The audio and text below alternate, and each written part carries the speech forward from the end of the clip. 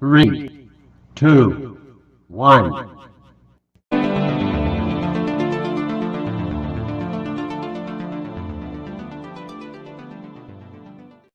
Hello and welcome back to Season 2 of the Fantasy Football Happy Hour podcast. We will be coming to you live on Sunday mornings during the season, kicking things off with our 2023 season preview show on Labor Day weekend, Sunday, September 3rd. Until then, I have been going through each division, giving my thoughts. This is a brief capsule. I have also been doing long-form previews for each team day by day since August 1st. You can find those at the Music City Drive-In website. We are down to our last division, and that is the NFC East. This is home of the other Super Bowl contender, or the other Super Bowl participant from last year, the Philadelphia Eagles. In 2022, the Eagles were 14-3. They finished first in the East. They lost to the Chiefs in the Super Bowl. They were the best team in the NFC last year, and heading into a new season, I don't think that much has changed. There are a handful of great teams still in the NFC, and that includes the Eagles, but they do have some new weapons. Miles Sanders is gone now to Carolina. They reloaded by adding DeAndre Swift in a trade with the Lions and Rashad Penny in a free agency deal. He joins Kenneth Gainwell and Boston Scott. Who's going to lead the backfield? That is still anyone's guess. That is a fantasy wasteland right now. A lot of quagmire questions there, but we will see how it all shakes out. I still think DeAndre Swift is going to end up being the one that has the best season, but we shall see. It is really all about Jalen Hurts, one of the best young quarterbacks in the game, and a great trio of passing game options. A.J. Brown, who came over in a deal last year, Devonta Smith, who they drafted in 2021, and veteran tight end Dallas Goedert.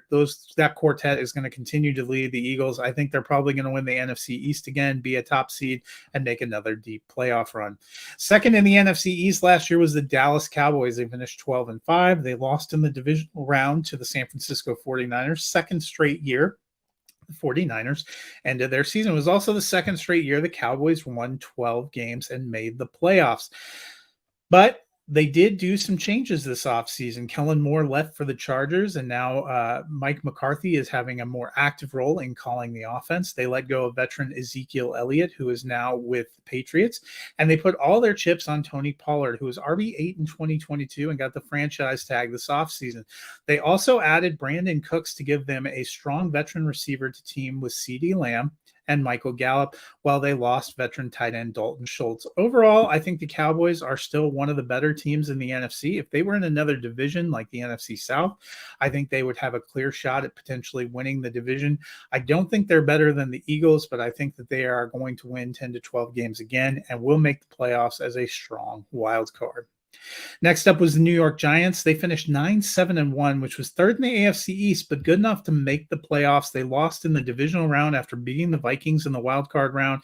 They ran up against the Eagles, and that was a buzzsaw for them. They have head coach Brian Daboll, who took them to the playoffs in his first year and is raring to go in the second year.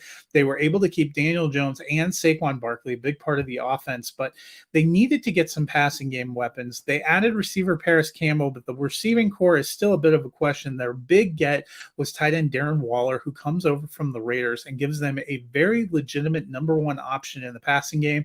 Will it make a big difference? Time will probably tell. I think this is still a decent team, but probably still a team that is finding some of its identity. They are also stuck in a very, very strong division. Fortunately, it's not as strong of a conference. I think they can win 9 or 10 games again. They won't sneak up on anyone, but I think they are still good enough to be a wild card team. I think we could still see 3 teams come out of the East again. Next up was the Washington Commanders. They were 8-1, which was fourth in the NFC. Despite finishing last in the division, it was actually the best record they produced under coach Ron Rivera, and that includes the season when they went to the playoffs because they were a 7-9 division winner. The team really failed to get traction at quarterbacks this offseason. They let go of veteran Carson Wentz. He still remains unsigned, while Taylor Heineke went and signed with the Atlanta Falcons, where he's expected to back up Desmond Ridder. Now things have been turned over to second-year man Sam Howell, who was a fifth-round pick a year ago. We only saw him start one game, the finale of last year, so it's hard to tell entirely. He's had a very good preseason. Preseason doesn't always tell you a lot about the regular season. A lot of people were high on Howell as a prospect coming out, but he ended up really sliding in the draft. Sometimes that's an aberration. We shall see how it goes here. They don't have a ton behind him. adding veteran Jacoby Brissett to be a backup. But Brissett, at this point in time, we know is pretty much a spot starter and a veteran backup. I don't know this is going to be a great year. They finally changed ownership. I wouldn't be surprised if the big sweeping changes to the franchise come in the next off season. They have some pieces on offense. Brian Robinson and Antonio Gibson figured a team in the backfield. I like Terry McLaurin. Jahan Dotson was an interesting pick last year. They still have a veteran in Curtis Samuel. The NFC isn't particularly strong, so they potentially could get in there, but I think they are still the weakest team in their own division. To me, I think it could be a real rough year for the Commanders. Maybe they can get back into the 7-9 win range, but I also wouldn't be shocked if they were in the 4-5 win range. I think there are going to be big changes. I think this is probably the last year for Ron Rivera and this administration here. That's just how I'm feeling right now. So I am not high on the Commanders going into the 2023 season.